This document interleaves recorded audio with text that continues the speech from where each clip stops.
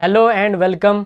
एक बार फिर से आप सभी लोगों का स्वागत है हमारे इस प्लेटफॉर्म के ऊपर। तो आज के इस लेक्चर के अंदर हम डिस्कस करने वाले हैं आपकी यूनिट सेकंड का stages and theories of development according to Sigmund Freud and Erik Erikson. आज के इस लेक्चर के अंदर हम सिगमिड फ्राइड के हवाले से जो है वो डिस्कस करेंगे कि सिगमिड फ्राइड की थ्योरी क्या है, उसको हम देखेंगे। सिगमिड फ्राइड की थ्योरी मैं आपके साथ ऑलरेडी जो है थोड़ी सी डिस्कस कर चुका हूँ जब हम सोशलाइजेशन कर रहे थे।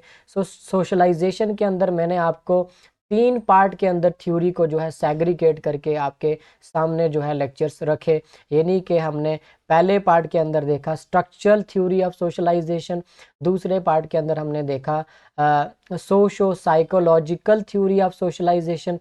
तो socio psychological theory of socialisation के अंदर हमने 5 थिंकर की थ्योरी की, जहाँ पे हमने कूले की थ्योरी की, जहाँ पे हमने मीड की थ्योरी की, जहाँ पे हमने पाइगट की थ्योरी की, पैरिसन की थ्योरी की, और उसके बाद सिगमिड फ्राइड की थ्योरी की। सिगमिड फ्राइड का आपका सेक्सुअल लेवल ऑफ डेवलपमेंट जो था थ्योरी था, जिसके अंदर हमने 5 स्टेजेस जो हैं वो देखे थे।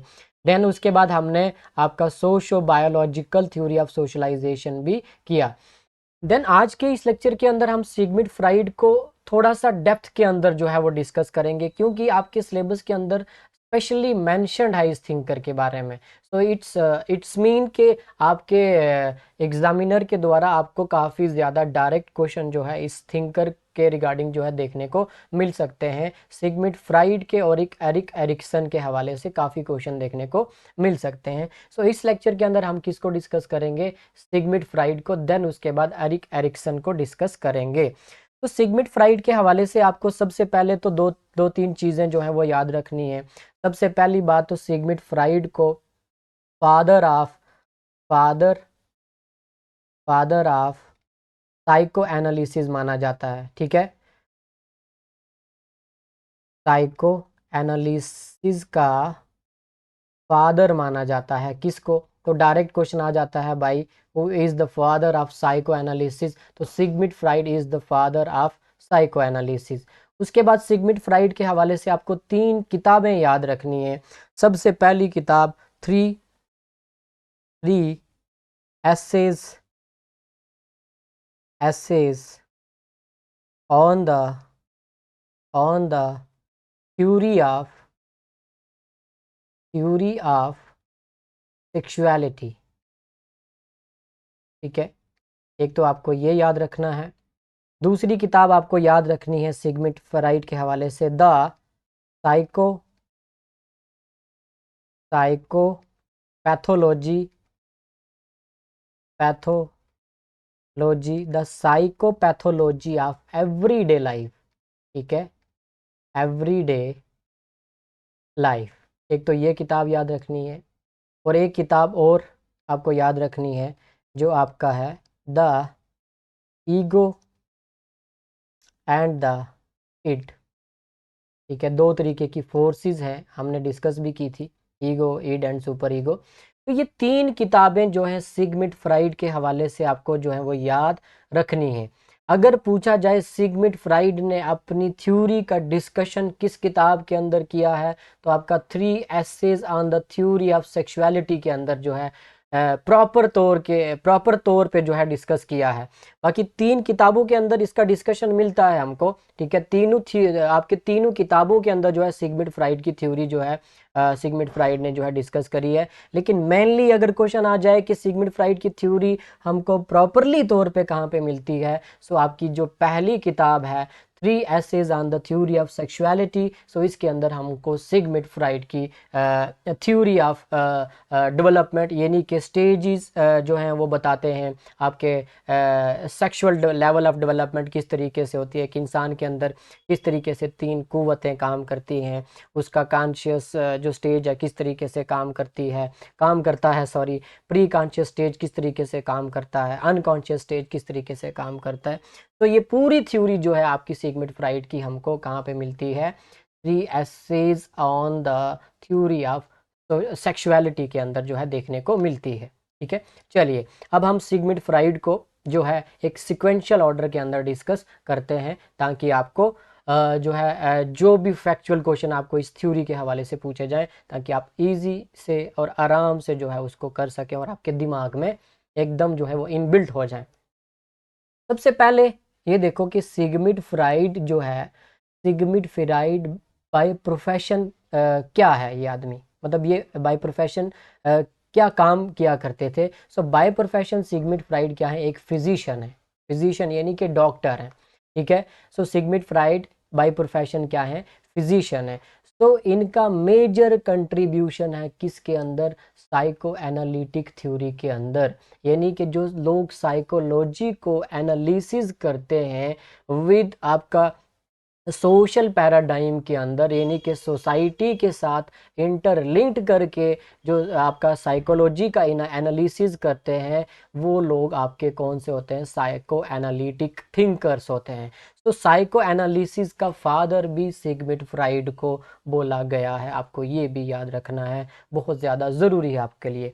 तो was the major contributor of psycho analytic theory, ठीक है।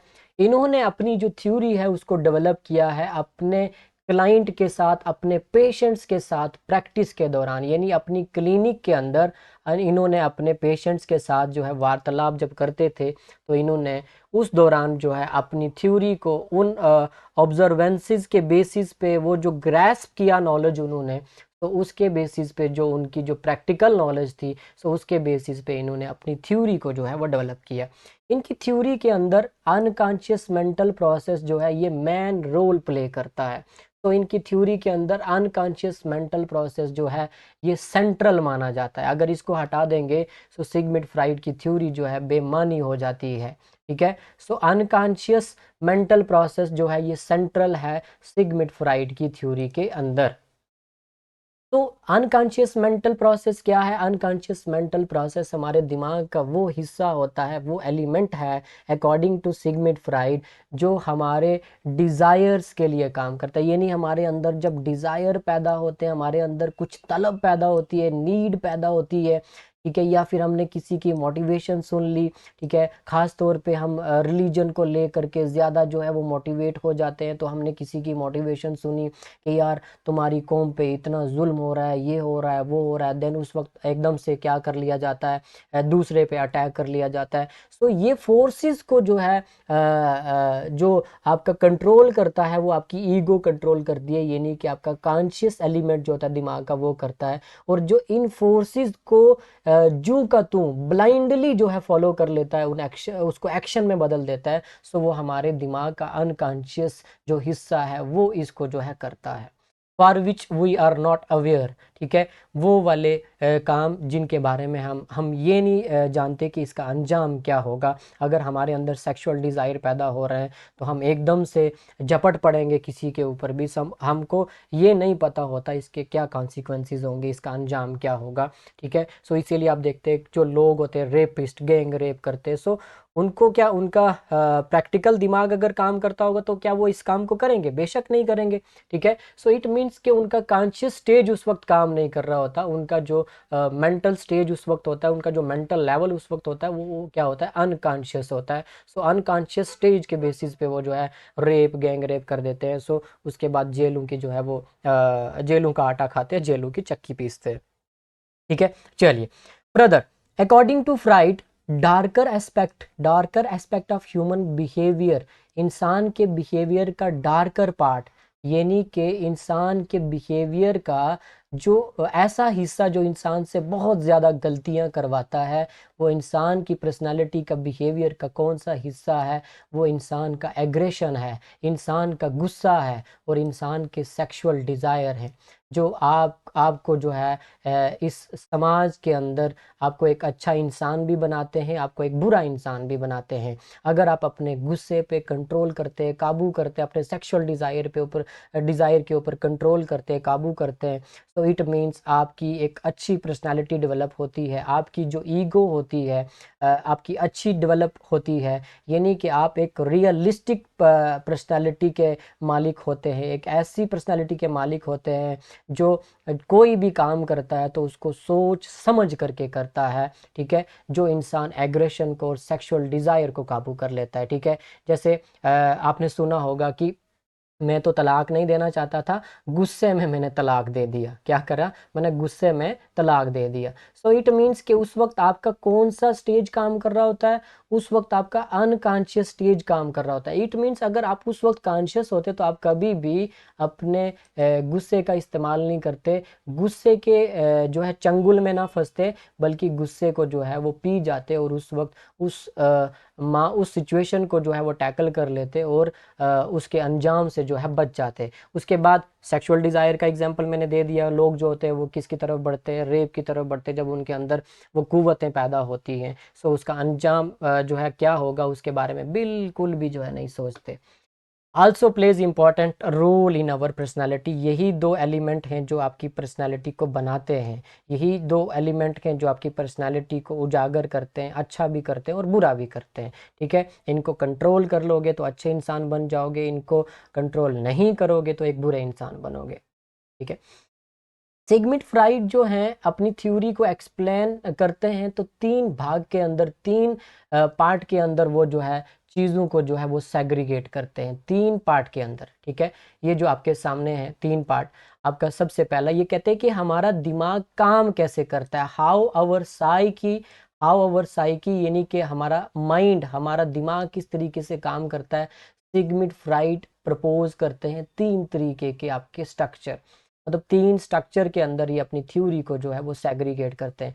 सबसे पहला स्ट्रक्चर ये बताते हैं कि हमारा जो दिमाग का स्ट्रक्चर है वो क्या है। A topographic model of psyche explain how our mind is organised. इसके अंदर वो दिमाग की तीन स्टेजेस को जो है वो डिस्कस करते हैं कि तीन स्टेजेस टोपोग्राफिक मॉडल के अंदर आती हैं जो हमारे हमसे जो है वो अच्छा काम भी कराती हैं, बुरा काम भी करवाती हैं।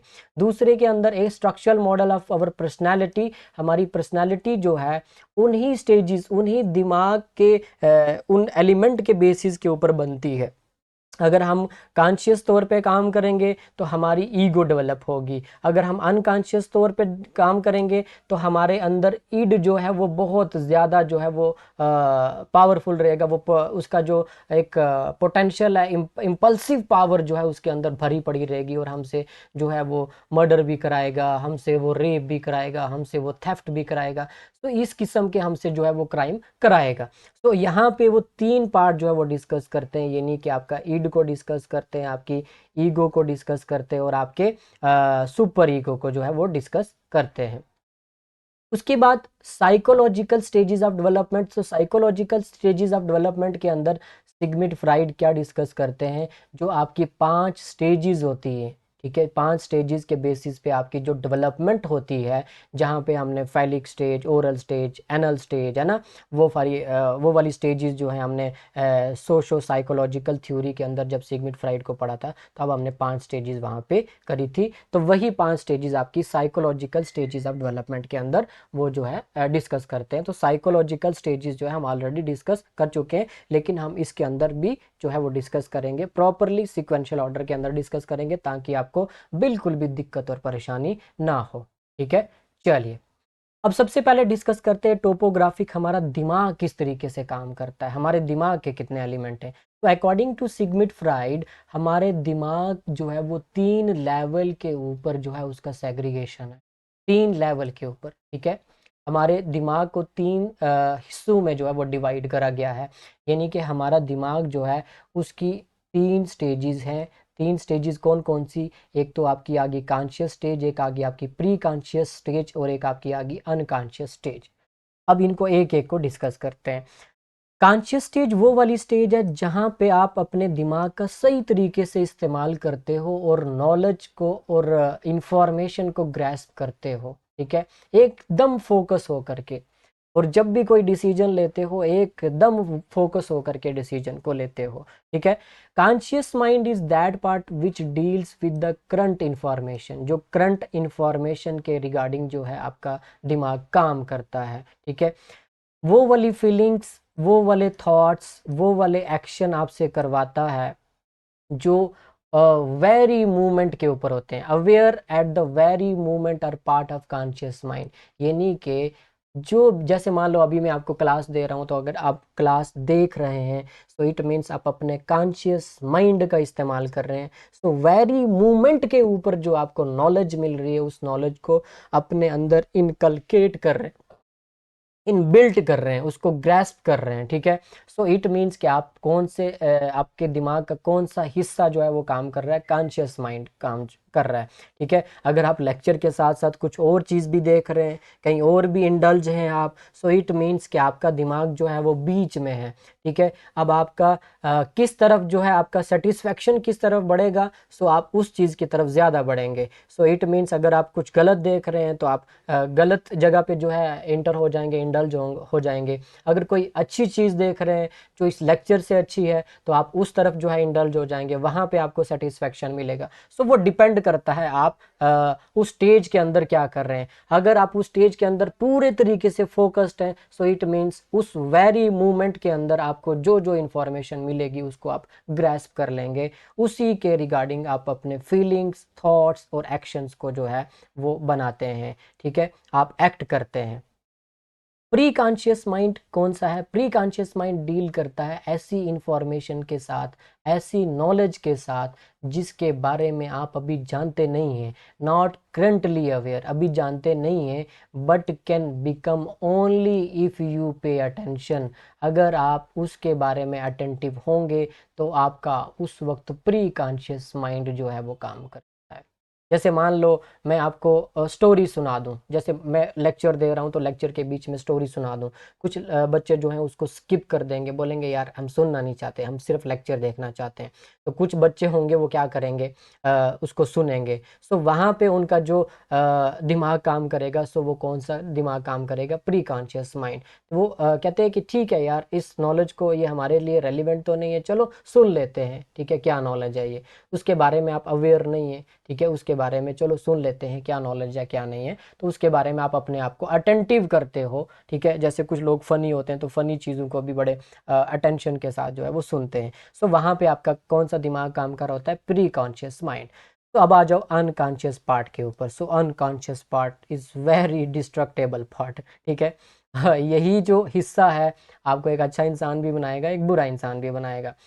तो अनकॉन्शियस पार्ट जो है आपका दिमाग का, वो वाली चीज़ें आपसे करवाता है ज़्यादातर जो समाज के अंदर अनअक्सेप्टेबल होते हैं, जो समाज ने जिन चीज़ों के ऊपर रोक लगाई हुई है। जैसे मेरे को जो है सेक्सुअल डिज़ायर आता है, तो मेरे को क्या करना है, सेक्सुअल इंटरकोर्स करना है किसी के साथ। तो मेरी जो है समाज जो है, सोसाइटी जो है, सोसाइटी बताती है कि भाई आपको क्या करना पड़ेगा, एक सोशल सोशल अप्रूवल लेना पड़ेगा ना, आपको शादी करनी पड़ेगी, सोशल अप्रूवल लेना पड़ेगा, आपको लीगल अप्रूवल भी लेना पड़ेगा। तो आपको लीगल अप्रूवल, सोशल अप्रूवल, उसके बाद रिलीजियस अप्रूवल भी लेना पड़ेगा। तो 3 तरीके के अप्रूवल लेने पड़ेंगे, तब जा करके आप अपने सेक्सुअल डिज़ायर को पूरा कर सकते हो। आप दोनों को जो है, दोनों जो पार्टनर होंगे उनको जो है राइट मिल जाएगा, तो दोनों इंटरकोर्स कर सकते हैं। अगर मान लो मेरा दिमाग ऐसा है कि मैं उस चीज़ को जो है बिल्कुल साइड लाइन कर देता हूँ, नहीं मैं कहता हूँ नहीं यार मेरे को तो जो है अपना डिज़ायर को पूरा करना है, भाड़ में जाए rules regulation. So it means कि वो चीज़ हमारे सोसाइटी के अंदर अनअक्सेप्टेबल है, वो जो चीज़ है हमारे लॉ के अंदर अनअक्सेप्टेबल है, वो हमारे रिलीजन के अंदर अनअक्सेप्टेबल है। तो हम उन्हें डिज़ायर को पूरा करते हो, तो ये डिज़ायर हमारे कौन पूरा करता है, पूरा करने के लिए कौन हमको प्रेशराइज करता है, पीछे से धक्का देता है, वो हमारा अनकॉन्शियस पार्ट होता है। ठीक है, हम मेरे अंदर कोई मोटिवेशन भर दिया जाए, ऐसा मोटिवेशन भर दिया जाए, बोला जाए अरे यार तुम्हारी कॉम पे इतना वो हो रहा है, ये हो रहा है, वो हो रहा है ना, तो मैं कलम ना उठाने के बजाय क्या उठा लूँ, मैं कलम ना उठाने के बजाय क्या उठा लूँ, तलवार उठा लूँ। ठीक है, तो इकबाल का एक शेर है, वो कहते हैं कि गुलामी में न काम आती है शमशीरें न तदबीरें। ठीक है, ना तो तलवारें काम आती हैं, न तदबीरें काम आती हैं, न थॉट काम आते हैं। ठीक है, जो हो ज़ोक़े यकीन पैदा तो कट जाती हैं जंजीरें। ठीक है, अगर तुम्हारे अंदर ज़ोक हो, शौक हो, ठीक है, तुमको अपने आप को दुनिया के सामने इस तरीके से रिप्रेजेंट करना है, इतना ज़्यादा नॉलेज इकट्ठा करके अपने आप को प्रेजेंट करना है दुनिया के सामने, कि सामने वाला खड़ा होकर के तुम्हारे लिए तालियां बजाए। ठीक है, डॉक्टर भीमराव अंबेडकर के सामने लोग झुक जाते थे, झुक जाते थे। क्यों? क्योंकि वो अपने आप में एक चलती फिरती यूनिवर्सिटी थे ना, वो अपने आप में एक चलती फिरती यूनिवर्सिटी थे। सो इसलिए लोग उनकी नॉलेज के आगे जो थे एकदम अपने घुटने जो है वो टेक देते थे। ठीक है, चलिए ये थोड़ा मोटिवेशन हो गया आपके लिए, ठीक है ना।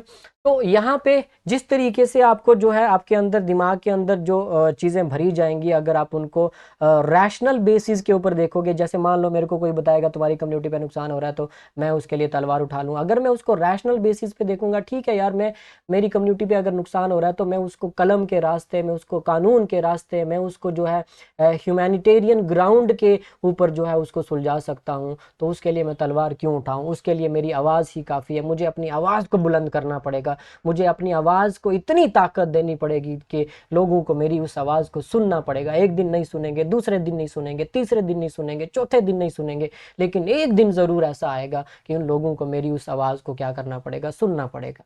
ठीक है, अपने अंदर जो आपकी वो फीलिंग्स होती है, ठीक है, जज्बात होते हैं, तो उन जज्बातों में आकर के आप जो है एक ऐसा काम कर देते हो जिसकी सोसाइटी के अंदर इजाज़त नहीं है, जिसकी रिलीजन के अंदर इजाज़त नहीं है। सो वो आपका अनकॉन्शियस माइंड आपसे करवा रहा होता है। ठीक है, आप उसके कॉन्सिक्वेंसेस जो अंजाम होते हैं ना, उससे आप अवेयर नहीं हो, अनअवेयर हो क्या इसका अंजाम होने वाला है। तो अकॉर्डिंग टू फ्राइड, फ्राइड क्या कहते हैं कि अनकॉन्शियस पार्ट जो है आपके दिमाग का, ये बहुत इंपॉर्टेंट रोल प्ले करता है। यही आपकी पर्सनालिटी को अच्छा भी बनाता है, यही आपकी पर्सनालिटी को बुरा भी बनाता है। तो अनकॉन्शियस पार्ट जो है ये इतना इन्फ्लुएंस डालता है आपकी पर्सनालिटी के ऊपर कि आपकी पर्सनालिटी यहीं से ग्रो होती है। अगर आप यहाँ पे अपने उन जज्बात, उन एहसासात, उन डिज़ायर्स के ऊपर वो जो आपको एक ऑब्जेक्ट की तरफ खींचते चले जाते हैं, अगर वहाँ पे आप रैशनल ग्राउंड के ऊपर उन सब चीज़ों को जो है मापेंगे, तोलेंगे, ठीक है, एक रियलिस्टिक प्रिंसिपल के बेसिस पे, एक ऐसे असूल के बेसिस पे उनको तोलेंगे कि यार ये अभी मेरे लिए सही नहीं है, ये अभी मेरे लिए गलत है, सो इट मीन्स आप एक अच्छे इंसान, एक बेहतर इंसान, एक सक्सेसफुल इंसान बनते चले जाएंगे। ठीक है, उसके बाद दूसरा structural model of personality. So fried propose that our personality consist of 3 element. ऊपर भी 3 एलिमेंट थे, नीचे भी 3 एलिमेंट है। ठीक है, कॉन्शियस, प्री कॉन्शियस और अनकॉन्शियस। याद रखना है आपको, कॉन्शियस जो है रियलिस्टिक बेसिस के ऊपर काम करता है, आपका बिल्कुल अटेंटिव होकर के काम करता है, जो डिसीजन लेना है बिल्कुल सोच समझ करके लेता है। प्री कॉन्शियस स्टेज वो है जिस नॉलेज को आप इनकलकेट नहीं करना चाहते, अगर आप अटेंशन देते हैं तो आप उसको जो है इनकलकेट कर सकते हैं। ठीक है, अनकॉन्शियस वो वाला हिस्सा है जो आपसे आपकी पर्सनालिटी को बना भी सकता है और आपकी पर्सनालिटी को बिगाड़ भी सकता है। ठीक है, नेगेटिविटी की तरफ भी ले जाता है और पॉजिटिविटी की तरफ भी ले जाता है। जिस तरीके से आप उसको उन फोर्सेस को जो आपके अंदर जो है अल्लाह ताला ने, खुदा ताला ने आपके अंदर डाल दी हैं, उन फोर्सेस का जिस तरीके से इस्तेमाल करोगे, उन फोर्सेस का जो नतीजा होगा, अगर अच्छे से इस्तेमाल करोगे तो नतीजा अच्छा होगा, अगर बुरे से इस्तेमाल करोगे तो उनका नतीजा बेकार होगा। इसी तरीके से ये कहते हैं कि हमारी पर्सनालिटी 3 भागों में, 3 जगहों पे जो है उसको कैटेगराइज किया हुआ है, उसको सेग्रीगेट किया हुआ है। यानी कि पहला इड, दूसरा ईगो, तीसरा सुपर ईगो। हमने पहले भी इसको पढ़ा है, हम एक बार इसको और भी जो है डिटेल में जो है डिस्कस कर लेते हैं। ठीक है, चलिए 3 पार्ट कौन कौन सा आपका? एक हो गया आपका इट, दूसरा आ गया ईगो, तीसरा आ गया सुपर ईगो। इसको इजी समझाने के लिए मैं आपको हवाला देता हूँ भगवत गीता का। भगवत गीता के अंदर 3 तरीके के गुण बताए जाते हैं। एक बताया जाता है सत्व गुण, सत्व गुण, ठीक है, ठीक है। दूसरा बताया जाता है रजस गुण, ठीक है, रजस गुण।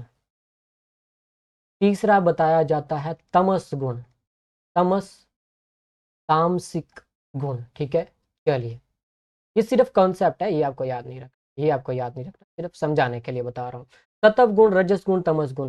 कहते हैं भगवत गीता के हवाले से कि जिसके अंदर सत्व गुण होगा, जिसके अंदर सत्व गुण होगा वो इंसान क्या बनेगा, सेंट बनेगा। वो इंसान क्या बनेगा, योगी बनेगा। ठीक है, सिर्फ नाम का योगी नहीं बनेगा, एक तो नाम के योगी भी होते हैं, वो काम का योगी बनेगा। ऐसा योगी बनेगा जो ह्यूमैनिटी के लिए सही होगा, जो ह्यूमन की वेलफेयर के बारे में सोचता होगा, ना कि लोगों को जो है वो पार्ट्स में जो है डिवाइड कर दे, लोगों को लड़वा दे। ऐसा योगी नहीं बनेगा वो। ठीक है, ले यहाँ पे जिनके अंदर सत्व गुण होगा उनके अंदर हाई मॉरलिटी होगी, यानी कि उनके अंदर सुपर ईगो वाले लोग होंगे। वो कौन से लोग होंगे अकॉर्डिंग टू सिगमिड फ्राइड, वो सुपर ईगो वाले लोग होंगे।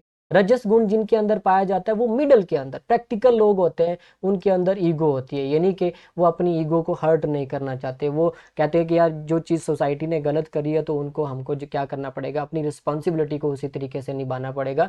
सो प्रैक्टिकल लोग होते हैं, छोटी मोटी गलतियां कर देते हैं, उतनी बड़ी गलती जो है वो नहीं करते।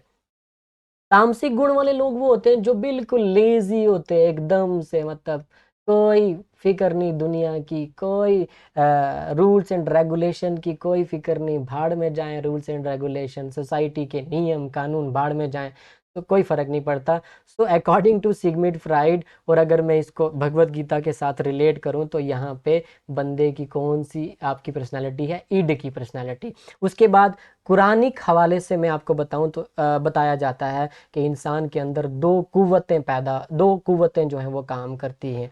एक इंसान के अंदर जो है वो रूहानी कुव्वत होती है, रूहानी कुव्वत होती है। एक इंसान के अंदर जो है वो शैतानी कुव्वत होती है। ठीक है, तो रूहानी कुव्वत अगर आपके अंदर होगी, अगर आप इसको जोड़ दो आप ईड के साथ, इसको ईड के साथ, और शैतानी सॉरी ईड के साथ नहीं, ठीक है, इसको जोड़ दो आप ईड के साथ नहीं, इसको जोड़ दो आप सुपर ईगो के साथ। रूहानी को जोड़ दो किसके साथ, सुपर ईगो के साथ। ठीक है, सुपर ईगो के साथ जोड़ दो। जिसके अंदर रूहानी कुव्वत होगी वो इंसान बेहतर इंसान होगा, अच्छा इंसान होगा, यानी कि वही इंसान जो है दुनिया में मोमिन कहलाएगा। एक मोमिन होता है, एक मुसलमान होता है। मोमिन और मुसलमान दोनों में फ़र्क होता है। मोमिन कभी किसी का बुरा नहीं चाहता, मोमिन कभी किसी से लड़ता नहीं है, मोमिन के अंदर कामनेस होती है, मोमिन के अंदर सहनशीलता होती है, मोमिन कभी किसी का नुकसान नहीं करता। ठीक है, तो मुसलमान अलग टर्म है, मोमिन अलग टर्म है। ठीक है, तो कुरान में बोला गया है कि मोमिन बनो, मोमिन। ठीक है, चलिए दूसरी आपकी होती है शैतानी कुव्वत। जिसके अंदर शैतानी कुव्वत होगी वो क्या करेगा, उसके अंदर ईवल्स पाए जाएंगे। ठीक है, वो लोगों का नुकसान करेगा, लोगों का जो है एकदम से बड़े लेवल पे जो है लोगों का डिस्ट्रक्शन करेगा। उसको कोई फ़र्क नहीं पड़ता, भाड़ में जाए आपके नियम कानून। ठीक है, बाढ़ में जाए आपकी रिलीजियस जो स्क्रिप्चर है वो आपके मतलब उसके लिए रिलीजियस स्क्रिप्चर, उसके लिए सोसाइटी के नियम कानून लॉ कोई भी मैटर नहीं करता। ठीक है, वो बस उसको जो है अपना सेटिस्फेक्शन चाहिए, वो अपना सेटिस्फेक्शन पूरा कर रहा होता है। चलिए अब आ जाओ सिगमिड फ्राइड के ऊपर। ठीक है, मैंने इसको जोड़ के भी बता दिया। तो ईड जिसके अंदर होगी, बड़े लेवल पे ईड जिसके अंदर होगी, यानी कि जो अपनी ईड को कंट्रोल नहीं करेगा तो वो एक बुरा इंसान बनेगा, जो अपनी ईड को कंट्रोल करेगा वो अच्छा इंसान बनेगा। तो ईड आपका काम करती है only on the basis of pleasure.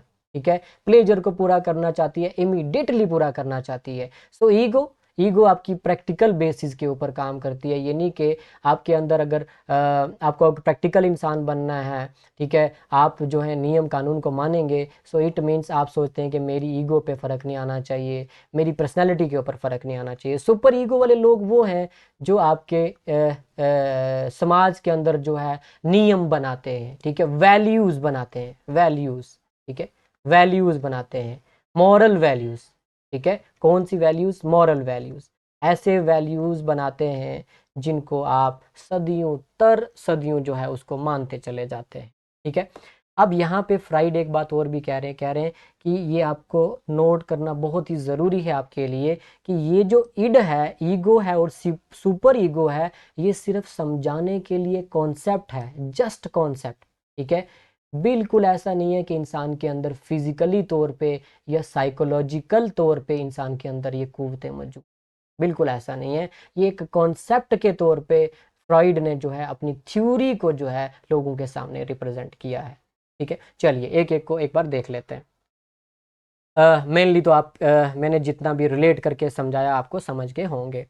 ईड जो है आपका, this part of personality operate unconsciously, ठीक है। चलिए यहाँ पे अगर मैं आपको बता दूं, जहाँ पे मैंने कुरान का हवाला दिया, जिनके अंदर आपका रूहानी कुव्वत होगी तो वो आपके सुपर ईगो वाले लोग हो जाएंगे, ठीक है। जिनके अंदर शैतानी कुव्वत होगी वो आपके, ठीक है, जिनके अंदर मतलब अपने प्लेजर के ऊपर बिल्कुल काबू नहीं कर रहे, ईड वाले लोग हो जाएंगे। उसके बाद बीच वाले ये जो लोग हैं ना आपके, जिनको मुस्लिम बोलते हैं, मुसलमान बोलते हैं, तो ये कौन से हो जाएंगे, ईगो वाले, ठीक है। छोटी मोटी गलतियां करेंगे, बाकी जो है चलने दो कोई, ठीक है। चलिए, हाँ ठीक है। So this part of personality operate unconsciously, ठीक है, बिल्कुल अनकॉन्शियस इस पे आपका एलिमेंट जो है वो काम करता है। It deals with basic instincts. कौन से बेसिक इंस्टिंक्ट्स हैं, जैसे बायोलॉजिकल नीड्स, एग्रेसिवनेस, ठीक है, आपके अंदर जो वो एकदम आपके अंदर जो वो धाड़े मार रही होती है ना, एक पावर, ठीक है, आप एकदम से जो है अपने नीड को पूरा करना चाहते हैं, एकदम सेटिस्फैक्शन की तरफ जो है वो जाना चाहते हैं, ठीक है, पेन को ख़त्म करना चाहते हैं। सो ये उस तरफ आपको ले जाती है। सो जिसके अंदर ईड जो है, ईड को कंट्रोल कर लेगा, अच्छा इंसान बनेगा, नहीं करेगा तो बुरा इंसान बनेगा।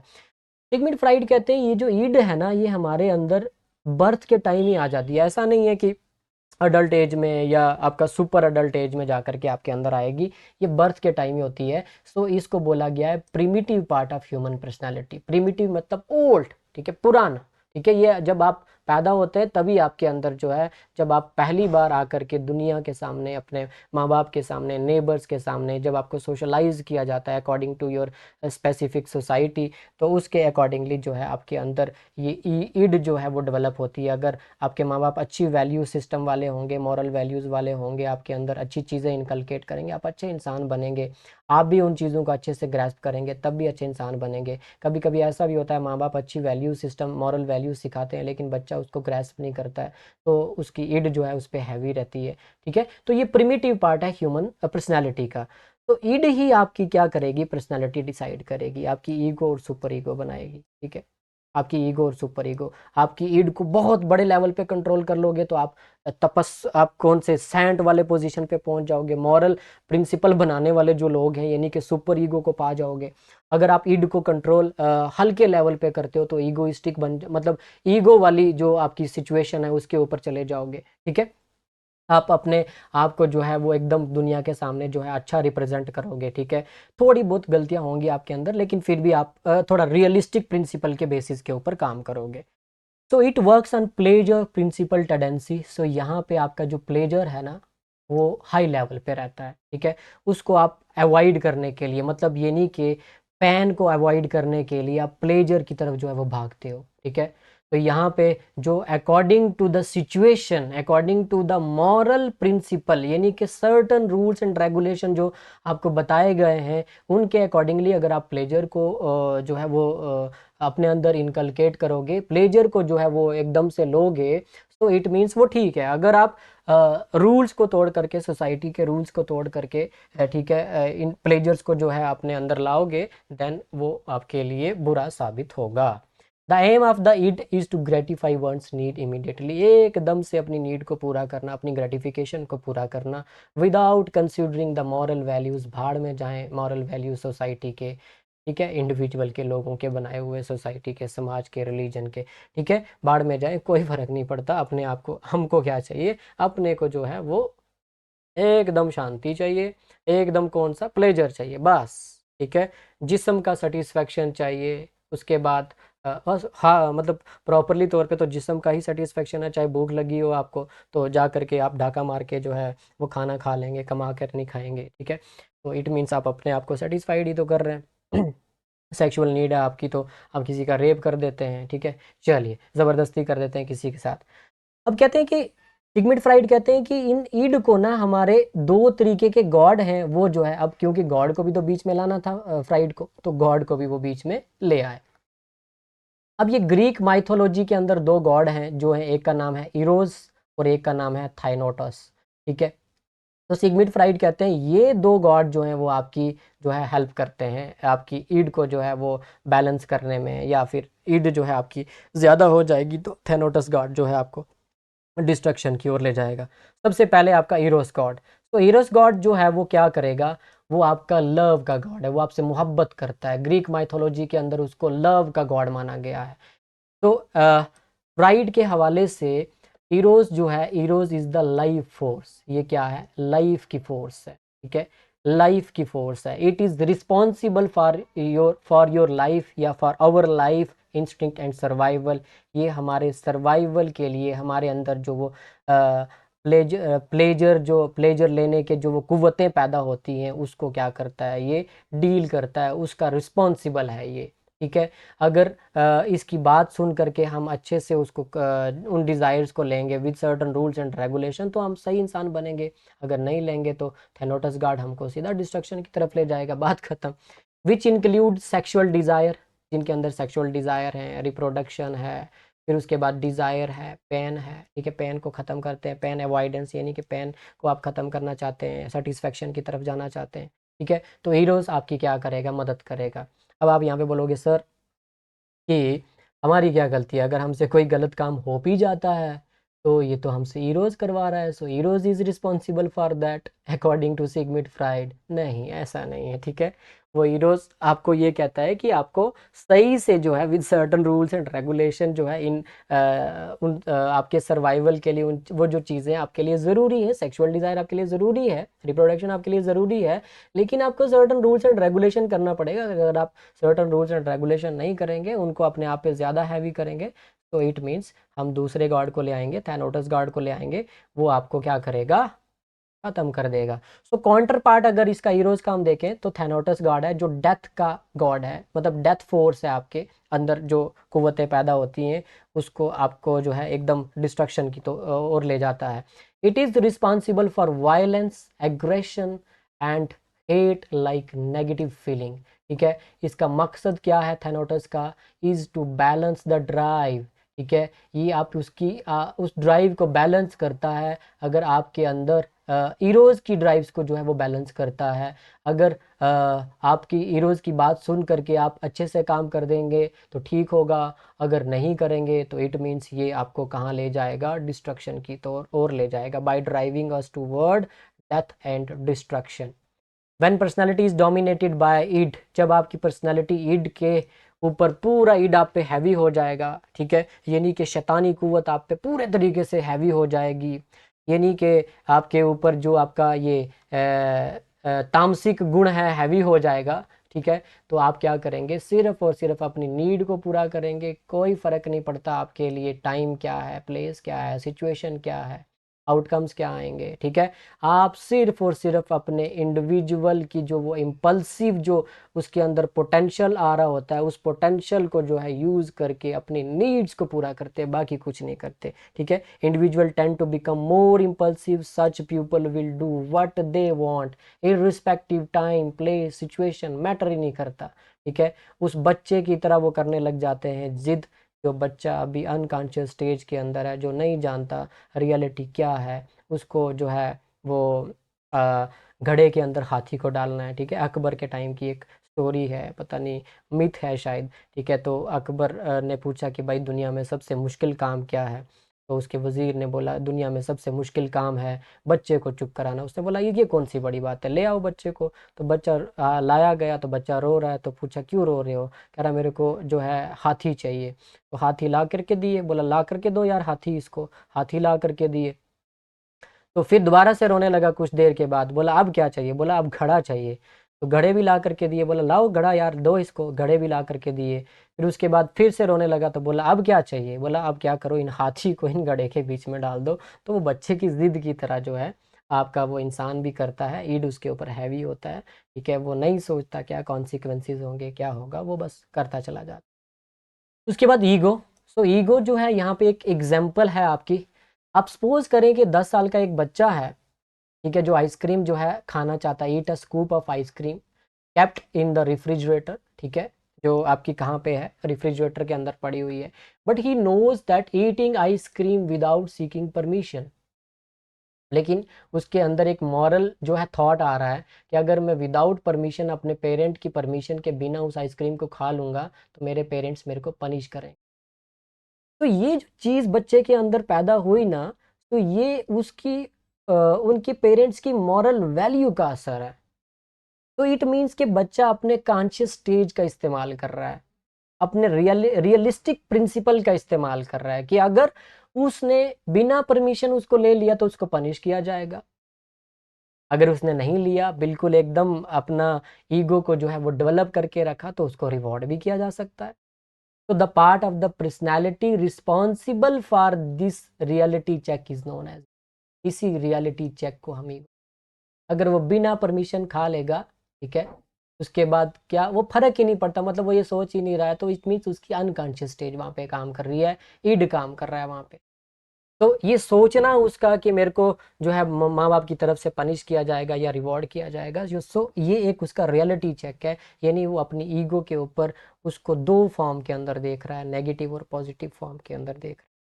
तो ego works on reality principle, ego किसके ऊपर काम करती है, रियलिटी प्रिंसिपल के ऊपर काम करती है।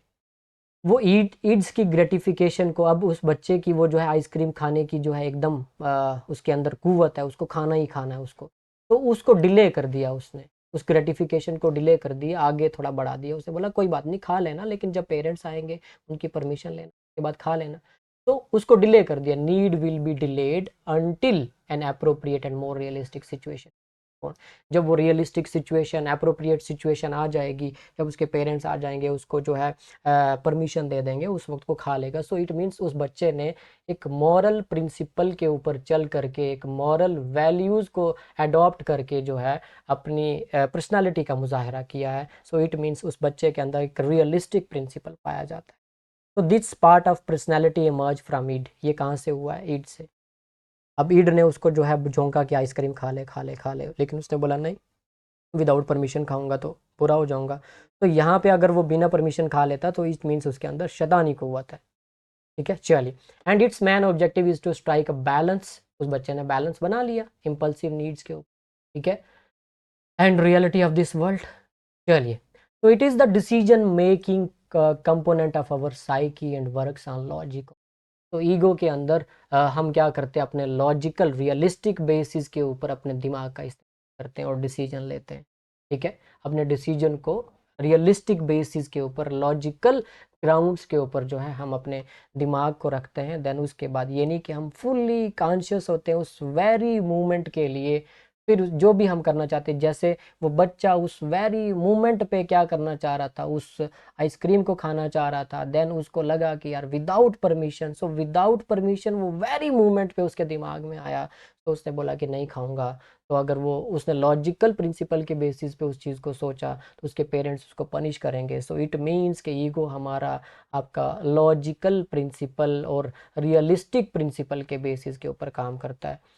तो फ्राइड के, सिगमंड फ्राइड के वर्ड में अगर हम देखें तो क्या कहते हैं, ego is that part of the id, ego वो पार्ट है हमारी ईड का विच हैज़ बीन मॉडिफाइड, जिसको हम मॉडिफाइड कर सकते हैं, खुद हमारे पास ये अख्तियार है, by the direct influence of external world, ठीक है। हमारे इर्द गिर्द जिस तरीके के लोग पाए जाएंगे ना, सोशलाइजेशन हमारी जिस तरीके से होगी ना, उसी तरीके से हमारी जो है ईगो बनेगी। अगर हम एक बैड फैमिली के अंदर, एक बैड इन्वायरमेंट के अंदर हम अपनी आंखें खोलेंगे, सो हम क्रिमिनल ही बनेंगे। अगर हम एक अच्छे समाज का हिस्सा बनेंगे, हमारा जो समाज है वो मॉरलिस्टिक प्रिंसिपल के ऊपर जो है खड़ा है, वहाँ पे कैरिमिनाटी टाइप लोग एग्जिस्ट नहीं करते, वहाँ पे आपके ये आजकल का जितना भी गंद बकवास है ये एग्जिस्ट नहीं करता। सो इट मीन्स वो सोसाइटी हमारे बच्चों के लिए सेफ सोसाइटी होगी, वहाँ पे हमारे बच्चे ईड को जो है आराम से जो है उसको हैंडल कर लेंगे, उसको बैलेंस कर, according to Sigmund Freud.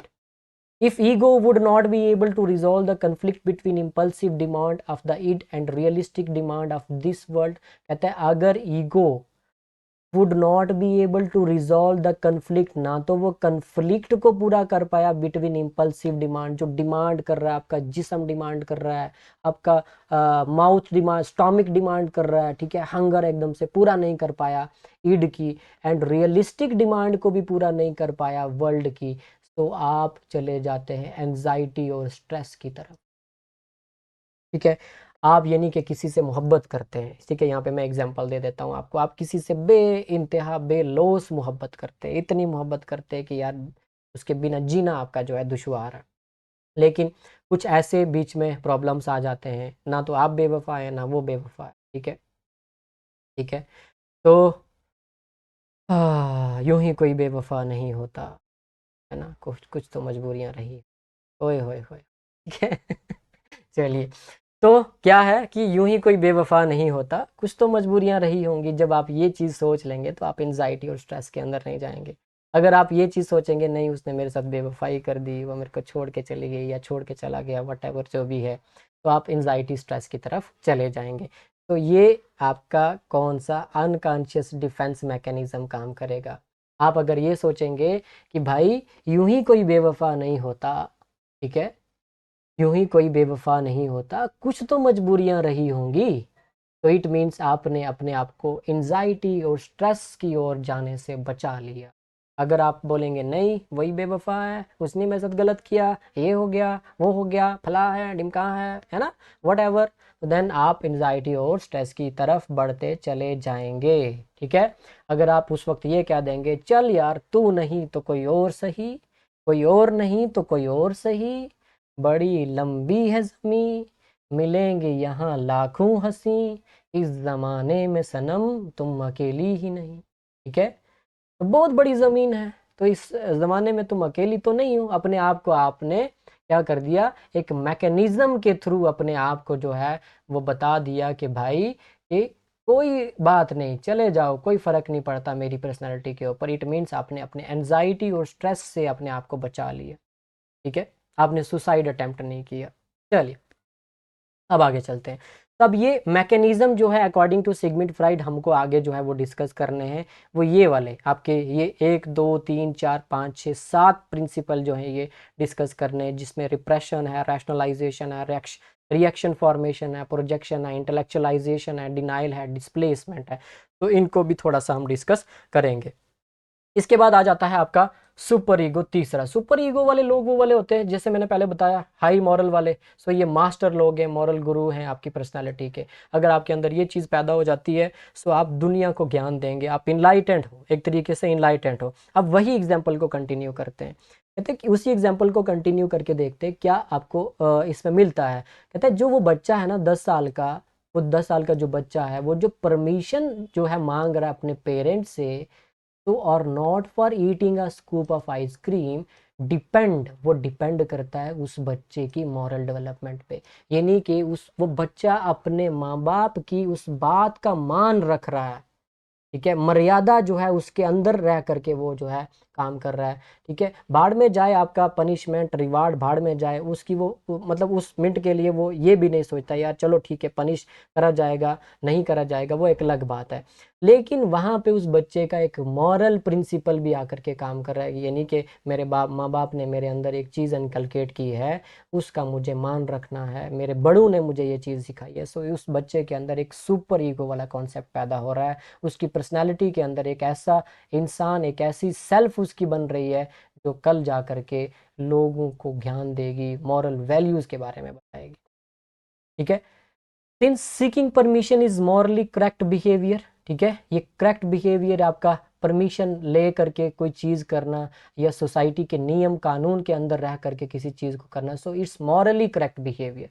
ये मॉरली क्या है, करेक्ट बिहेवियर माना गया। It will indicate the presence presence of super ego in the child, यानी कि बच्चे के अंदर उस वक्त सुपर ईगो का प्रेजेंस जो है वो मौजूद है, वो एब्सेंट नहीं है बच्चे के अंदर से। बच्चे के अंदर ये चीज़ मौजूद है कि कोई फर्क नहीं पड़ता रिवार्ड मिले, सॉरी रिवार्ड में उसको पनिशमेंट मिले या उसको रिवार्ड में उसको जो है एक ऐसी चीज़ मिले जिसकी वो जो है एक्सपेक्टेशन नहीं रखता, ठीक है, मतलब जन्नत मिले या जहन्नुम मिले, डजेंट मैटर, ठीक है। लेकिन उसको मॉरल प्रिंसिपल के बेसिस के ऊपर काम करना है, आपके जो नियम कानून हैं उनको जो है नहीं तोड़ना, उसके बड़ों ने जो नियम कानून बनाए हैं उसको लेकर के उसको चलना है, ठीक है। यहीं पे इकबाल की एक गज़ल मैं सुना देता हूँ आपको, ठीक है, दो ही शेर।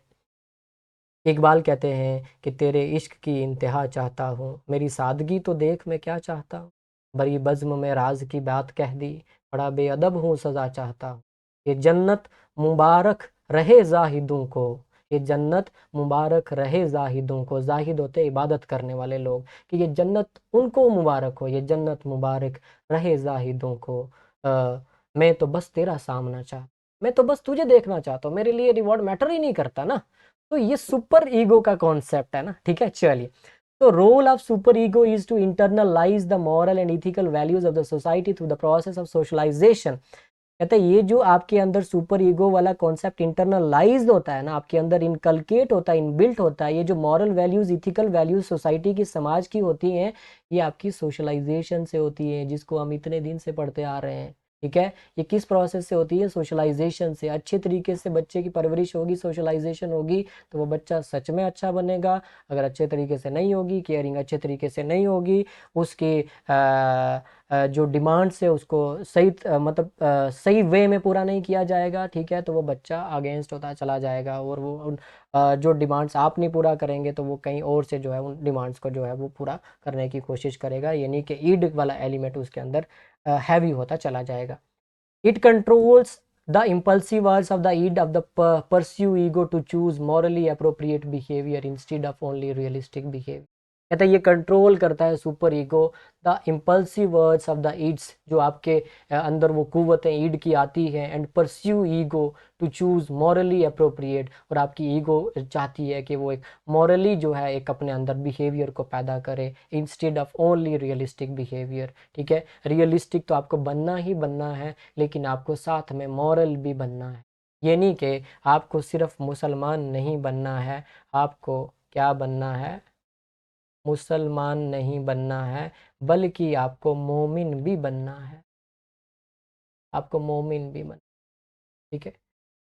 तो जिस दिन आप मोमिन बनेंगे, सो इट मीन्स आप दोनों मॉरल बिहेवियर को भी अचीव कर लेंगे आप, और रियलिस्टिक बिहेवियर को भी अचीव कर लेंगे, ठीक है। चलिए, this part of our psyche develops between the age of the 3 to 5 year. कहता है ये जो पार्ट है आप बच्चे के अंदर 3 से 5 साल की उम्र में डेवलप होता है, तो इसीलिए हमारे जो लोग हैं उन्होंने 6 साल की उम्र जो है वो बताई है कि भाई स्कूल में जाना चाहिए, ठीक है। इसके पहले जो आपके मॉरल प्रिंसिपल जो है वो आप घर से सीखेंगे, ये नहीं कि मदर से सीखें। तो मदर आपकी पहली टीचर होती है। अगर आपकी मदर अच्छी है, ठीक है, मदर तो वैसे ही सारी अच्छी होती है अपने बच्चों के लिए, ठीक है, अच्छी बातें जो है विजडम वाली बातें बच्चों को सिखाएंगी, तो बच्चे के अंदर अच्छे मॉरल्स वैल्यूज जो है पैदा होंगे। Brother, according to Freud our super ego consist of 2 system, 2 system के बेसिस पे काम करती है, कंसाइंस और एक आइडियल सेल्फ के बेसिस पे। कंसाइंस क्या है? आप conscience role is to punish और रिवॉर्ड ईगो। अगर आपने कोई दुनिया में बुरा काम किया है, तो आप अकेले में बैठ करके सोचेंगे यार ये तो मैंने बुरा किया है, तो इट मीन्स आप अपने आप को गिल्टी मान रहे होंगे, आप अपने आप को बोलेंगे यार कितना बुरा इंसान है, तो तूने उसके साथ गलत किया है ना, तूने उसका हक मारा, तूने उसकी ज़मीन मारी, जो भी है वट। अगर आपने किसी भूखे को खाना खिलाया होगा, किसी बच्चे को जो है वो यूनिफॉर्म, गरीब बच्चे को यूनिफॉर्म ले करके दी होगी, या उसकी स्कूल में दाखिला करवाया होगा, या किसी बूढ़े आदमी को जो है बस के अंदर सीट दे दी होगी, या किसी लेडीज़ को जो है प्रेग्नेंट लेडी को अपनी सीट छोड़ करके उसको दे दी होगी, तो आपके अंदर एक सेटिस्फेक्शन वाली, एक प्राइड वाली फीलिंग जो है वो पैदा होगी, यानी कि ये आपकी ही कंसेंट के ऊपर आधारित है, ठीक है। ईगो में आपकी कंसेंट भी जो है वो मैटर करती है, आप अपने आप को खुद ही रिवॉर्ड देंगे और खुद ही आप जो है सॉरी आप अपने आप को खुद ही जो है वो गिल्टी मान रहे होंगे, और खुद ही अपने आप को जो है वो एक सेटिस्फैक्ट्री जो आपके अंदर फीलिंग आती है वो आपके अंदर जो है वो खुद ही आएगी। तो ये आपके बिहेवियर पे डिपेंड करता है, ठीक है, ये आपके बिहेवियर पे डिपेंड करता है। For example, if ego gives in id demand, अगर वो ईड की डिमांड पूरी कर देती है, ठीक है, आप उस वक्त कहते हैं छोड़ यार, अब मैं बैठा रहूँ, छोड़, कहाँ इसको क्यों दे करके, इसको क्यों दूँ सीट, है ना, तो मैं ही बैठा रहूँ। अगर वहाँ पे आपका ईड जो है, ईड कह रही है नहीं नहीं यार छोड़, कौन खड़ा जाएगा, आप पूरी गाड़ी में इतना लंबा सफ़र है, कौन खड़ा करेगा, तो अगर आप उस वक्त ईड की डिमांड को सुनते हैं ना, एंड ब्रेक्स और मॉरल कोड ऑफ कंडक्ट को ब्रेक कर देते हैं, तो किसी को सीट दे देना, सो ये हमारी मॉरल ड्यूटी है। ये ऐसा तो नहीं है कि अगर भाई आपने नहीं दी किसी को तो लॉ आपको आकर के सजा देगा, ऐसी बात नहीं है। तो ये आपकी मॉरल ड्यूटी है, ये मॉरल ड्यूटी, ये हमारे बड़े हमको सिखाते हैं, है ना, आपने किसी बूढ़े को जो है रास्ता पार करवा दिया, ये मॉरल ड्यूटी अगर आपकी, ठीक है। आप बोलेंगे छोड़ यार, कौन ऐसे टाइम वेस्ट करे, है ना, इतना टाइम वेस्ट चला जाएगा, इतने में तो मैं इतना कमा लूंगा। तो ये मॉरल ड्यूटी है। अगर आप वो मॉरल कोड ऑफ कंडक्ट को तोड़ोगे, super ego will make you feel guilty about your behaviour. वो सुपर ईगो वाला जो मॉरलिस्टिक प्रिंसिपल आपके अंदर है, वो आपको बोलेगा यार गलत किया तूने, सही नहीं किया। सेकंड सिस्टम क्या है, ideal self, idealised picture of your own self. आप अपने आप को जो है एक शीशे की तरह, जो है जिस तरीके से आप अपने आप को शीशे में देखते हैं, तो आप बिल्कुल सामने आपकी जो सेल्फ आइडेंटिटी है आपके सामने आ जाती है। तो यहाँ पे भी आइडियलाइज सेल्फ में कुछ इसी तरीके का मसला है। Also do the job of making you feel guilty और pride depending on your behaviour, ठीक है। सुपर पहला वाला में आपका सुपर ईगो वाला मसला है, यहाँ पे चलो रियलिस्टिक वाला ले लो, ठीक है। अगर आपने कोई अच्छे से काम किया है, किसी का मजाक नहीं उड़ाया है, ठीक है या किसी को किसी का जो है मान लो किसी का मेरिट बन रहा था, ठीक है, वहाँ पे आपने पैसे दे करके, रिश्वत दे करके अपनी जॉब नहीं करी है वहाँ पे, तो इट मीन्स आपको प्राइड फील होगा, ठीक है। अगर आपने वहाँ पे किसी का मेरिट बन रहा था, आपने करप्शन दे करके वहाँ पे जॉब अपनी लगवा ली, तो इट मीन्स कुछ टाइम के बाद, कुछ देर के लिए तो आपको सेटिस्फैक्शन महसूस होगा, ठीक है, लेकिन वो टेम्परेरी होगा। बाद में चल करके आप सोचोगे यार आपने क्या किया है, आपने तो बड़ा बुरा काम किया, किसी का हक मारा। तो ईगो डिफेंस मैकेनिज्म, ठीक है, ईगो के अंदर जो आपको वो गलत वे में ले जाते हैं, तो वहाँ पे अगर आपको डिफेंड करना है अपने आप को, तो किस तरीके से डिफेंड करेंगे। सो रिप्रेशन, रिप्रेस कर देना जो चीज़ आपके अंदर पैदा हो रही है, जिस जो कुव्वत आपके अंदर पैदा हो रही है, ठीक है, आप बस अपने आप को सहारा दे दो यार कि यूं ही कोई बेवफा नहीं होता, एक्सक्लूड कर दो, बाहर फेंक दो, ठीक है, जाने दो, कोई बात नहीं, उसको मूव ऑन कर लो। आप इधर मूव ऑन हो जाओ, वो उधर मूव ऑन हो जाएगी, बात खत्म। या वो उधर मूव ऑन हो जाएगा, आप इधर मूव ऑन कर लो। सो इसको एक्सक्लूड कर दोगे, इट मीन्स आपने उस बात को रिप्रेस कर दिया। रैशनलाइजेशन, आप लॉजिकल ग्राउंड के बेसिस पे जो है सोचोगे यार कि ये आपके ये जो डिज़ायर है आपके लिए, जो मोटिव्स है आपके लिए सही नहीं है। अगर आप इसकी मानोगे तो आप अपने आप को और ज़्यादा जो है चीज़ों के अंदर जो है बहुत ज़्यादा कम्प्लेक्स होते चले जाओगे, अपनी ज़िंदगी को जो है झोंक दोगे। उसके बाद आपकी जो एक पर्सनैलिटी है वो डेवलप नहीं होगी, लोगों के सामने आपकी कोई इमेज नहीं होगी। तो रैशनल ग्राउंड के ऊपर जो है यानी कि अक्ली तवाज़ुन के ऊपर जो है उस चीज़ को मापते हो आप और देखते हो। फिर रिएक्शन फॉर्मेशन, या फिर उसके बदले में आप कोई रिएक्शनरी फोर्स बना देते हो अपने अंदर, ठीक है। जैसे आपको सेब खाना है, तो आप सेब ना खाते हो, अमरूद खाते हो। सो इट मीन्स कि आप एक रिएक्शन प्रिंसिपल उसके ऊपर ले आते हो कि उसको एक्सक्लूड करने का आपके पास वही एक चारा है कि आप एक अपोजिट में उसके ऊपर एक मोटिव को खड़ा कर दो कि अगर मैं आईएएस नहीं बन सका तो कोई बात नहीं, मैं एक अच्छा प्रोफेसर बनूंगा। मैं अच्छा प्रोफेसर नहीं बन सका तो कोई बात नहीं, मैं एक अच्छा बिजनेसमैन बनूंगा। तो एक रिएक्शनरी फोर्स जो है अपोजिट में आकर के खड़ा कर दो, ठीक है। चलिए, प्रोजेक्शन, प्रोजेक्ट करके देखो अपने आप को, assign our own undesirable qualities to other, ठीक है। दूसरों के अंदर जो है उनको इनकलकेट करके देखो, ठीक है। तो हाई अमाउंट में, एग्जिजरेटेड अमाउंट में जो है उसको असाइन करके देखो। जब प्रोजेक्ट करके देखोगे तो आपको पता चल जाएगा यार ये आपके लिए सही है या गलत है, तो आप उसको एक्सक्लूड या इंक्लूड कर सकते हो।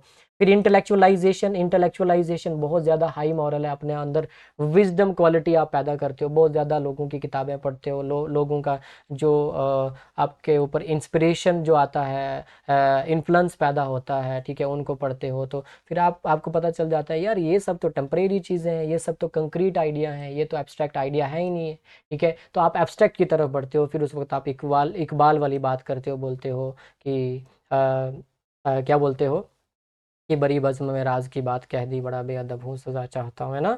तो ये जन्नत मुबारक रहे जाहिदों को, मैं तो बस तेरा सामना चाहता हूँ। फिर आप उस वक्त एब्सोल्यूट की बात करें, एब्सोल्यूट की बात करोगे, ना कि टेम्परेरी की बात करोगे। आप किसकी तरफ बढ़ोगे, एब्सोल्यूट की तरफ बढ़ोगे, टेम्परेरी को जो है वो साइड लाइन कर दोगे।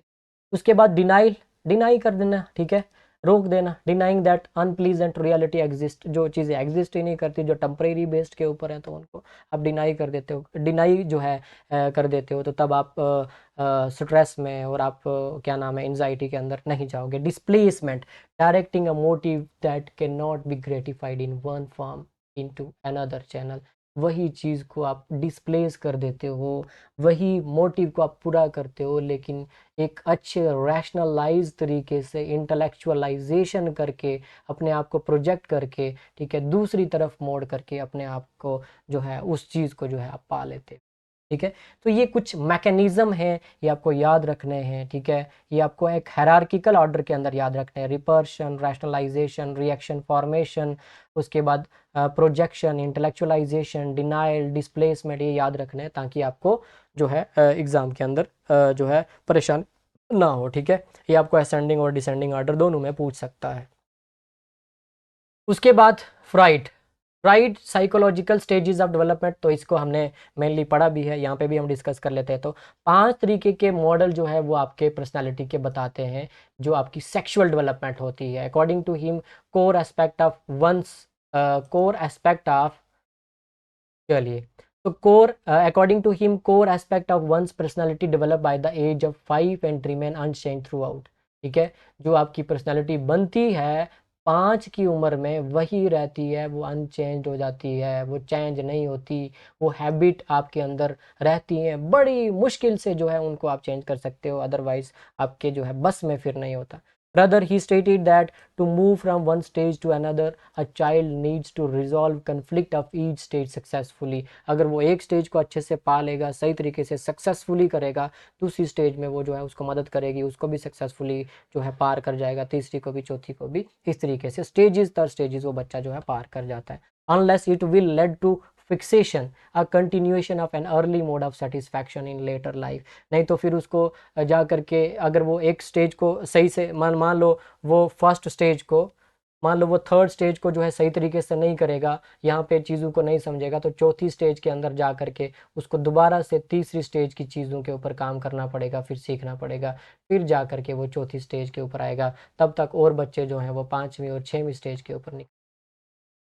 ठीक है, चलिए, for example individual fixed at oral stage में हैविंग ड्रिंकिंग और स्मोकिंग हैबिट्स 5 स्टेज। ठीक है, फॉर एग्जाम्पल इंडिविजुअल यहीं पे फिक्स कर ले ओरल स्टेज के अंदर में हैविंग ड्रिंकिंग और स्मोकिंग हैबिट्स, यहीं पे फिक्स कर ले कि उसको कल जा करके ये चीज़ें, मतलब जैसे मान लो यहाँ पे एग्जाम्पल क्या है आपकी, जैसे मान लो एक बच्चा है ना, ठीक है, एक बच्चा है तो उसके सामने उसका एक समाज है, घर है उसका। ठीक है, उसके घर में उसके पेरेंट्स हैं, उसके फादर हैं, अगर वो सिगरेट पी रहे हैं ना, तो उस बच्चे के सामने, सो इट मीन्स उस बच्चे पे असर होगा। ये नहीं कि वहाँ पे फादर की ड्यूटी है कि उस बच्चे के सामने सिगरेट, स्मोकिंग हैबिट्स, ड्रिंकिंग वगैरह ना करे ताकि उस बच्चे पे ये असर ना पड़े, और मॉरली जो है वो उस बच्चे को समझाए कि ये जो समाज के अंदर ये कुछ लोग करते हैं, ये क्या होता है, गलत हैबिट्स होती हैं। अगर बाप नहीं करेगा, बच्चे के सामने रोकेगा, ठीक है, घर में भी ऐसा कोई नहीं करेगा, तो ऑटोमेटिकली उस बच्चे के अंदर वो चीज़ें नहीं आएंगी, ओरल स्टेज में ही वो चीज़ें जो है फिक्स हो जाएंगी, बाहर चले जाएंगी।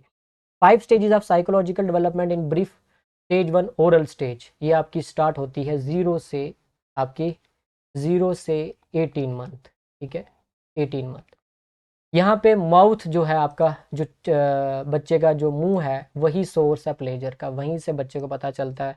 उसको वो रोएगा तो दूध देना पड़ेगा उसको, जो हर चीज़ जो है वो मुंह में डाल करके जो है वो बच्चा चेक करता है। Children completely depend on their care givers, यानी कि माँ के ऊपर डिपेंड होता है यहाँ पे। ठीक है, इसको थोड़ा जल्दी में पढ़ते हैं हम। They drive pleasure and understand the whole understand the world around them through sucking and swallowing. ठीक है, वो बच्चा क्या करता है ना, जो भी उसको चीज़ें मिलती हैं सामने, ठीक है, जो भी चीज़ें उसके सामने आती हैं तो उसको क्या करेगा, वो मुंह में डाल करके जो मुंह है ना उसका, माउथ जो है वही उस वक्त जो है सोर्स है, तो वहीं से पता लगाता है वो ये क्या चीज़ है, वो हार्ड चीज़ है, वो मिर्ची वाली है, या वो मीठी है, वो जो भी है वट एवर, तो वहीं से जो है वो बच्चा जो है उसको अंडरस्टैंड करता है। वहाँ पे सिर्फ उसका माउथ ही काम कर रहा होता है, सिर्फ वही उसका प्लेजर का जो है एक रास्ता है। Our gratification or under gratification may lead to the fixation at this early oral stage, resulting into the development of our eating behavior, drinking, smoking. तो ये सारी चीज़ें जो हैं उसकी जो है यहीं पे डेवलप हो जानी चाहिए, उसको पता चल जाना चाहिए ये सब चीज़ें जो है वो गलत हैं, उसकी अगर वो इन चीज़ों का जो है वो कर लेगा तो अडल्टहुड में जा करके इसको फिक्स करना बड़ा ही मुश्किल हो जाएगा उसके लिए। Freud called these people as oral incorporative and oral ingestive. ठीक है, ये याद रखना है। फ्राइड इसके लिए क्या टर्म देते हैं, ओरल इनकॉर्पोरेटिव और oral ingestive. Later during this stage children experience pleasure from chewing and biting. बाद में जा करके बच्चा जो है वो चबाता है, जैसे कुछ लोग हैं वो नाखून चबाते रहते हैं, जैसे मेरी भी आदत है नाखून चबाने की, ठीक है। चलिए, तो unless unable to resolve the psychological conflict of this stage develops. बच्चे की इस हैबिट को जो है वो डेवलप कर देते हैं, habit of nail biting and object chewing in adulthood, ठीक है। Fried further pointed out that, fried क्या कहते हैं, दैट दीज पीपल, ये जो आपके वो नाखून चुबाने वाले लोग होते हैं, these people are more critical and sarcastic in nature, ठीक है। सरकाजम जो है इनके अंदर भरा पड़ा रहता है और क्रिटिकल होते हैं, ठीक है। एकदम से जो है वो चीज़ों को मान नहीं लेते, रैशनली ग्राउंड के ऊपर जो है चीज़ों को देखते हैं, ठीक है। चलिए, सो इट मीन्स मैं रैशनल हूँ ठीक है, मेरे अंदर सरकाजम जो है वो बहुत ज़्यादा है अकॉर्डिंग टू फ्राइड। चलिए, he referred such people as oral aggressive and oral sadistic. या तो ये एग्रेसिव बहुत होते हैं या ये सैडिस्टिक, यानी कि सैड मूवमेंट में बहुत ज़्यादा रहने वाले लोग होते हैं, ठीक है।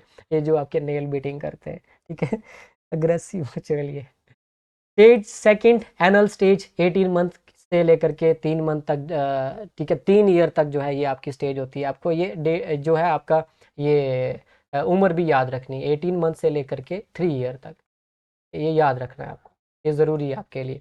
ड्यूरिंग दिस स्टेज फ्राइड क्या कहते हैं, children face demand of their society for the first time to control and delay the expulsion of urine and feces। यानी कि वो अपनी पॉटी के ऊपर, यूरिन के ऊपर क्या करे, कंट्रोल करे। माँ बाप के द्वारा बताया जाता है कि बेटा अब आपको टॉयलेट जाना है, यहाँ पे नहीं करना है, ठीक है, सुसु इधर नहीं करना है, आपको टॉयलेट में जाना है। Children experience pleasure in this stage from their bowel and bladder movement, ठीक है। बॉल और ब्लैडर मूवमेंट से जो उसको प्लेजर मिलता है, अगर वो कंट्रोल कर लेगा सो इट मीन्स फिर उसके बाद माँ बाप उसको टॉयलेट लेकर के जाएंगे, सो उसको जो है पॉटी करने के बाद, यूरिन करने के बाद उसको सेटिस्फैक्शन मिलेगा, ठीक है। Freud believe that too harsh और टू लीनियंट टॉयलेट ट्रेनिंग में काज फिक्सेशन एज स्टेज। यहाँ पे आपका वो टॉयलेट ट्रेनिंग वगैरह कराना पड़ेगा बच्चे को, बात खत्म।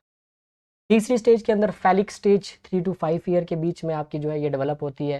ये genital become the erogenous region during this stage. Children knowingly और unknowingly touch their genital for pleasure, यानी कि वो अपने प्राइवेट पार्ट को क्या करते हैं, प्लेजर के लिए उसको टच करते हैं, ठीक है। During this stage they understand the difference between male and female. यहाँ पे उन बच्चों को बोलता है, अरे मैं तो मेल पैदा हो गया, अरे मैं तो फीमेल पैदा हो गई, ठीक है, यहाँ पे पता चलता है। तो फ्राइड प्रपोज दैट के मेल चाइल्ड एक्सपीरियंस ऑडिफस कम्प्लेक्स, हमने वहाँ पे भी बात करी थी कि बच्चे के अंदर जो मेल चाइल्ड है उसके अंदर ऑडिफस कम्प्लेक्स जो है वो पैदा होता है, which involves sexual feeling towards their mother, ठीक है। वो अपने माँ की तरह जो है पार्टनर जो है देखना चाहता है लाइफ के अंदर, ठीक है। चलिए, मतलब सेक्सुअल फीलिंग माँ की तरफ जो है उसकी बढ़ती है अकॉर्डिंग टू फ्राइड। ये फ्राइड की थ्योरी है, आपको थ्योरी को थ्योरी के बेसिस पे देखना है, ना कि उसको जो है गलत वे में लेना है। तो feeling of rivalry for the father, अगर बाप उसका जो है अपनी पत्नी को पीटता है, ठीक है, उसकी माँ को पीटता है, तो वो उसके अंदर गुस्सा होता है, उसको बोलता है यार इसको ना मैं मारूंगा एक बार, ठीक है। चलिए, तो इसीलिए आप देखते हैं कि कहीं पे क्या करते हैं बच्चे जो है वो, छोटे बच्चे जो है अपने बाप का कत्ल भी कर देते हैं, काफ़ी ज़्यादा हमको सुनने को भी मिलता है। As well as threat for getting punished by the father for having desire for mother, ठीक है। तो उसको ये भी डर रहता है कि उसको पनिश जो है वो, मतलब थ्रेट जो है वो रहता है उसको कि भाई उसको पनिश भी किया जा सकता है इस डिज़ायर के लिए। वैसे ये सब तो होता नहीं है, ठीक है।